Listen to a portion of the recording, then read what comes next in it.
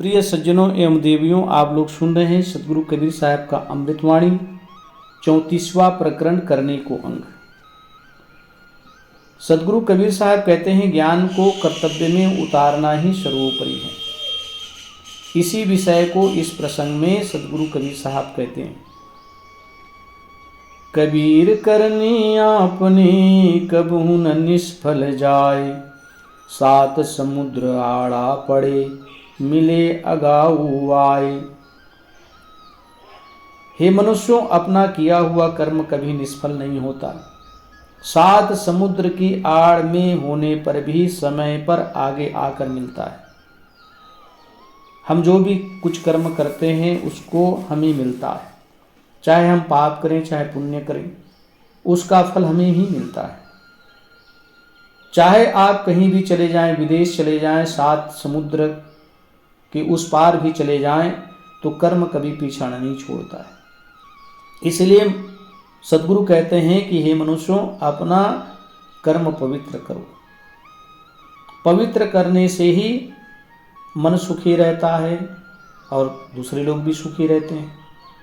इसलिए साहब कहते हैं, कबीर करनी आपनी कभू न निष्फल जाए। अपना किया हुआ कर्म कभी भी खाली नहीं जाता है, कभी भी निष्फल नहीं होता है। किसी न किसी काल में, किसी न किसी समय वो मिलेगा। वर्तमान में नहीं मिलेगा, नहीं मिला तो किसी न किसी समय मिलेगा। चाहे कहीं भी चले जाएं, कर्म हमारे पीछे लगा रहता है, उसका फल अवश्य मिलता है।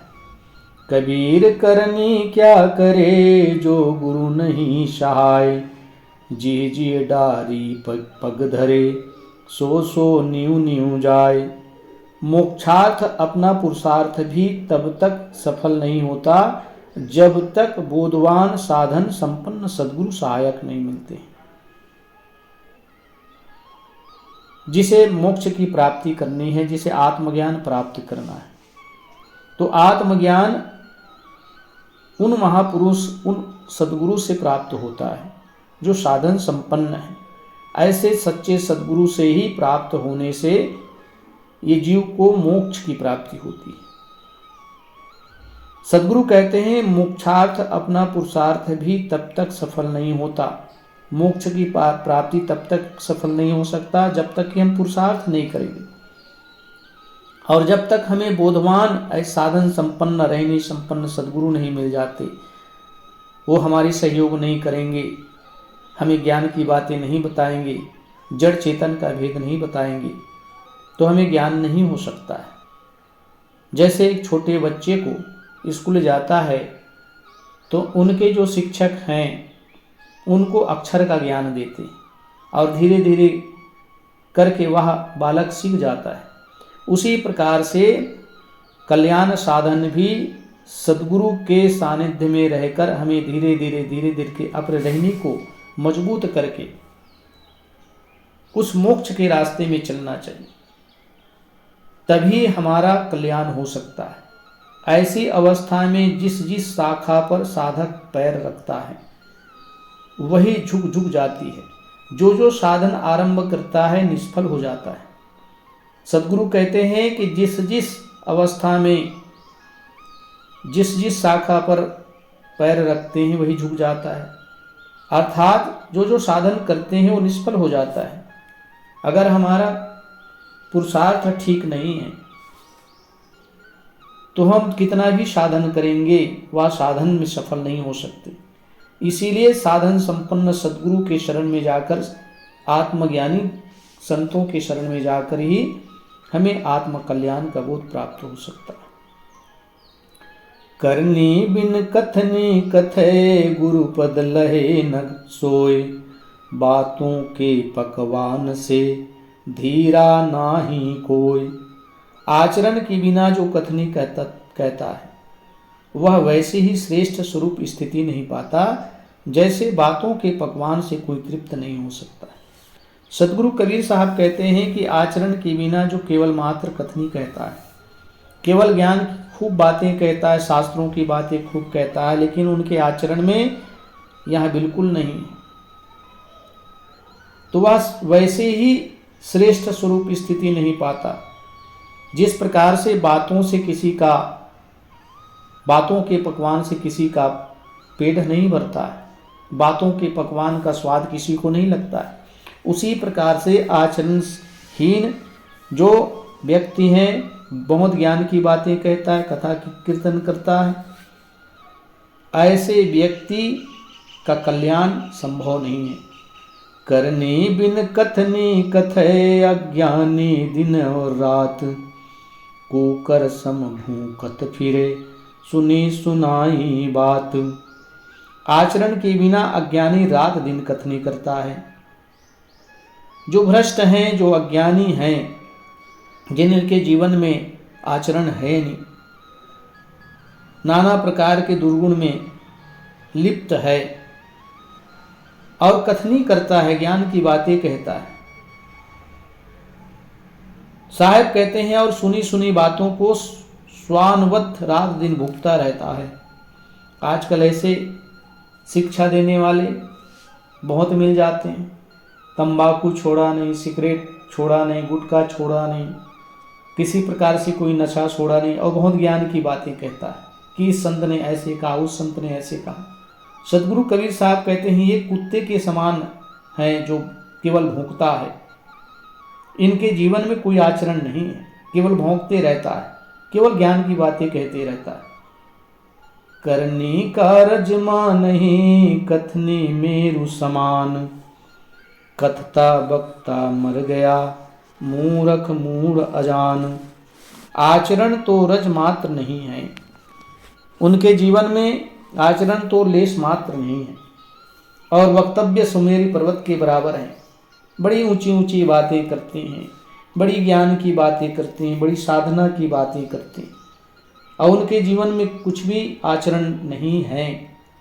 और कहते हैं हम तो भाई चल नहीं सकते, हम तो नाना प्रकार के माया मोह में बंधे हैं। और वही ज्ञान वैराग्य की बात करता है, ऐसे आत्मकल्याण की बात करता है, लेकिन वह स्वयं के लिए नहीं है, दूसरों के लिए। सदगुरु कबीर साहब कहते हैं ऐसे जी कितने अज्ञानी मूर्ख कथते बकते मर गए, कल्याण ना कर सके। ऐसे लोगों का क्या कल्याण हो सकता है? केवल साहब कहते हैं ऐसे अज्ञानी मूर्ख, मूर्ख कहते हैं जे केवल कथते बकते मर गए।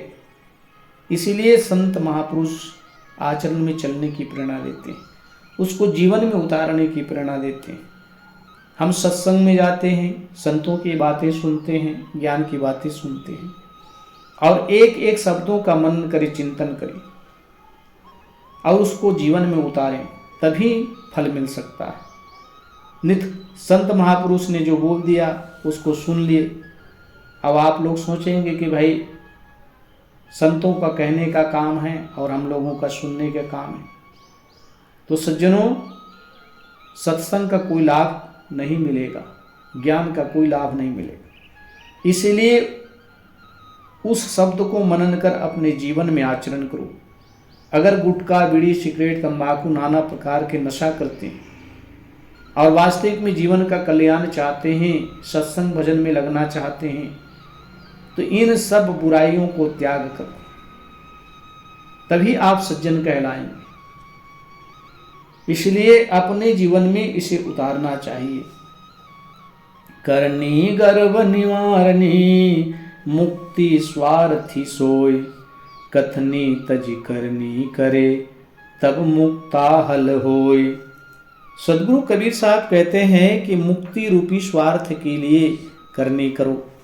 अगर वास्तविक में आवागमन से मुक्त होना है या संसार की बुराई से मुक्त होना है।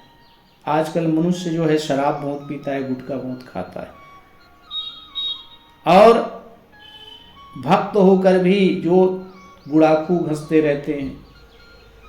अगर वास्तविक में इन सब बुराइयों से मुक्त होना चाहते हैं तो अपने जीवन में ज्ञान की बातें धारण करो, करनी करो, उसको त्याग करने की प्रतिज्ञा करो कि किसी भी प्रकार से मैं बुराई का सेवन नहीं करूँगा। दूसरी बात है, और झूठ, छल, कपट, प्रपंच, झगड़ा, लोभ, क्रोध, ईर्षा, राग, द्वेष, इसका भी संकल्प करना चाहिए, क्योंकि यही सब अशांति का कारण है, यही सब जीव को चक्र में, भवचक्र में डालने का कारण है। परंतु उसका अहंकार त्याग करो। साहब कहते हैं कि सबका जो दुर्गुण है उन सब का अहंकार त्याग कर दो। केवल कथनी करने का व्यसन त्याग कर जब आचरण से चलेगा तभी मोक्ष होगा। ऐसे जीव तभी मोक्ष प्राप्त कर सकता है जब ज्ञान को अपने जीवन में धारण कर वैसा आचरण करता है, अन्यथा कल्याण होने वाला नहीं है। कल्याण इतना सस्ता रास्ता नहीं है, इतना सस्ता साधन नहीं है। अपने मन को समस्त बुराइयों से समेटकर अपने जीवन को निर्मल और पवित्र रखना और संत गुरुजनों के बताए हुए, सदगुरु के बताए हुए रास्ते में चलकर भक्ति सत्संग करना, तभी मन के सारे विकार धुल करके पवित्र होंगे और जीव सुखी होगा। अब जीव सुखी हो गया तो समझ लो उसका कल्याण हो गया। चोर चुराई तुमरी गाड़े पानी माही, वह गाड़े तो उछले करनी छानी नाही। एक चोर ने एक तुमड़ी चुराई और वह ले जाकर पानी में गाड़ने लगा। चोर तो उसे गाड़ता है और वह उछलती है। उसने आचरण खोज करके नहीं धारण किया। सदगुरु कबीर साहब का भाव है कि एक चोर था जो तुमड़ी की चोरी की और उसको छिपाने के लिए पानी में उसको गाड़ना चाहा, लेकिन पानी में वह तुमड़ी कैसे गड़ सकता है, वह तो उफलता ही जाता है। साहब उसी प्रकार से कहते हैं कि जिनका आचरण बिल्कुल खराब है, जो आचरणहीन है, ऐसे लोग अपना कल्याण करना चाहते हैं तो उनका कल्याण कैसे हो सकता है। जैसी मुक्ते नीक से तैसी चाले नाही, मनुष्य नहीं वे स्वान गति बांधे जमपुर जाही। सदगुरु कबीर साहब कहते हैं जैसे उत्तम ज्ञान की बातें मुख से निकलती है उस प्रकार नहीं चलते, वे मनुष्य नहीं कुत्ते हैं। ऐसे लोग वासना में बंधकर 84 में जाएंगे। सदगुरु कबीर साहब इतनी खरी बात कह रहे हैं कि जैसे उत्तम ज्ञान की बातें कहते हैं, अच्छी अच्छी बातें कहते हैं, साधना की बातें कहते हैं, कल्याण की बातें कहते हैं, लेकिन उसे अपने जीवन में उतारते नहीं हैं, तो साहब कहते हैं वो मनुष्य नहीं, वो श्वान है। ऐसे लोग वासना में बंधकर 84 में जाते हैं। इसीलिए साधना के रास्ते में चलकर अपना कल्याण करो, क्योंकि साधना से ही जीव का कल्याण है। हर प्रकार से सावधानी रखो। वाचक ज्ञानी अपने भद्दे आचरणों को अपने सुंदर वक्तव्य में छिपाना चाहता है, परंतु वे दुराचार आचरण उछलकर सबके सामने आ जाते हैं। साहब कहते हैं ज्ञान की अच्छी अच्छी बातें कहते हैं, कल्याण की अच्छी अच्छी बातें कहते हैं, लेकिन अपने इस कथनी से, अपने ज्ञान से उन गलत चीज़ों को छुपाना चाहते हैं, अपनी बुराइयों को छुपाना चाहते हैं, परंतु वो छुपता नहीं, वो न किसी प्रकार से बाहर आ ही जाता है। जैसी करनी जासुके तैसी भुगते सोई, बिन सद्गुरु की भक्ति के जन्म जन्म दुख होय।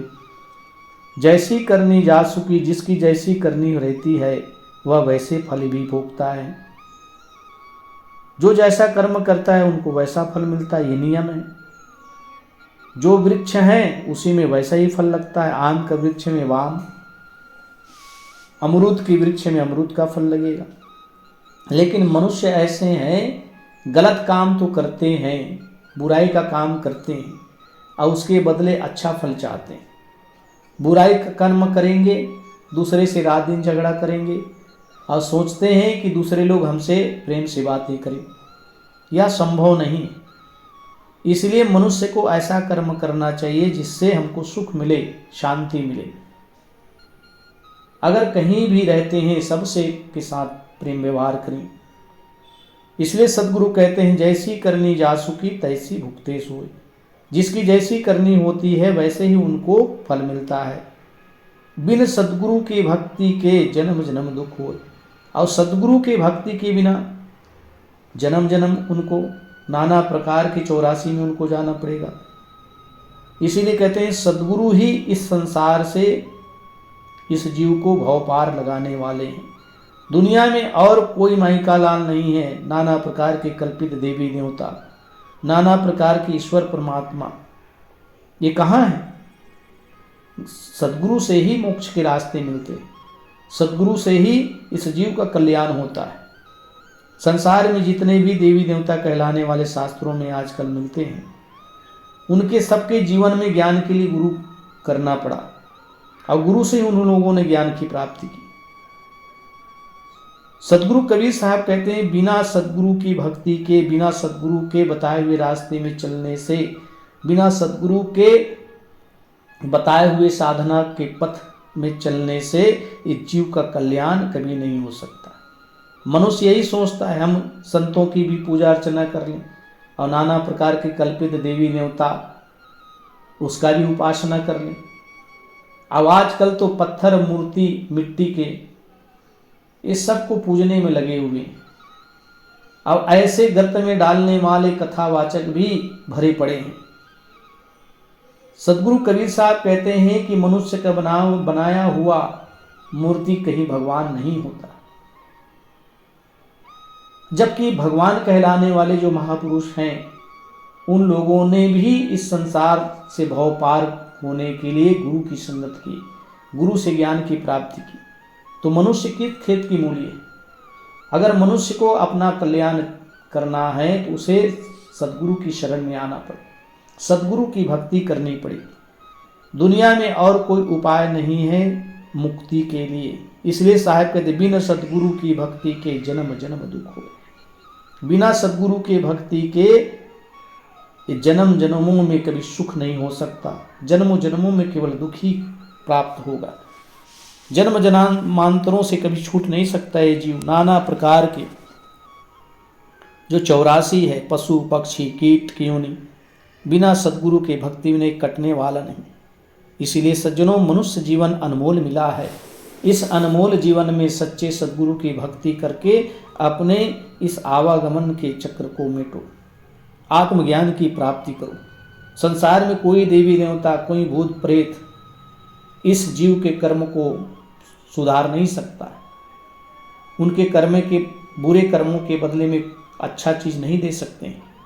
इसीलिए मनुष्य को सावधान होकर सदगुरु की भक्ति में लगना चाहिए और अपने जन्म जन्मांतरों के दुख को मिटाने का प्रयास करना चाहिए।